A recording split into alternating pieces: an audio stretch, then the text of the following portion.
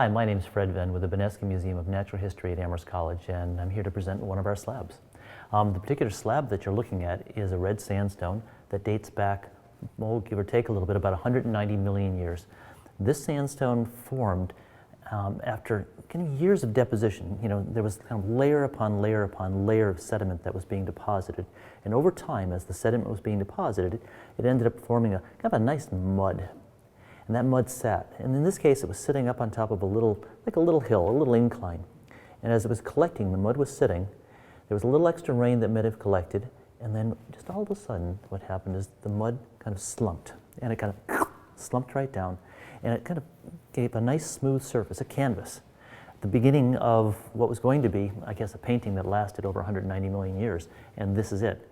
So what happens is you have this beautiful canvas of mud sitting, and then suddenly things begin to happen.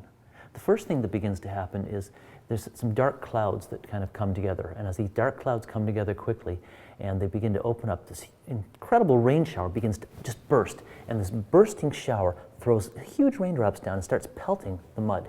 And you can almost see some directionality in the way it was hit, because the splatter marks actually all kind of move in this direction. And the splatter marks that allow it to kind of show the direction of the wind and show the direction of the rain end up, having a kind of a temporary time, because it couldn't have rained too long, because clearly it wasn't washed away. And at the same time, over at the side here, there's this little creature that looked up, saw the rain began to stop, and began to run across the mud. And as it did so, it was dragging its tail behind it and scooting off somewhere. And while it was doing that, there were other tiny creatures that were crawling across the mud, making their mark, probably some kind of insect, as they were kind of creeping through the mud, leaving a little bit of a trail. After all of that happened, as soon as the rain started, it stopped.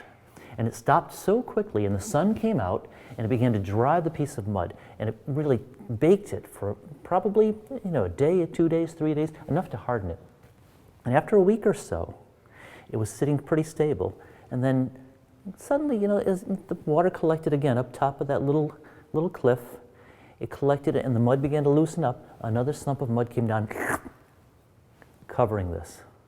And as it covered it, it filled in some of the little nooks and crannies and preserved that for 190 million years, until 190 million years later, here we've got Edward Hitchcock out collecting specimens, finding this, literally splitting it, opening it up, and seeing two sides.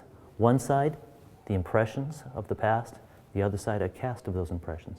Today, we can find the cast of those impressions on display in our museum at the Benesky Museum of Natural History.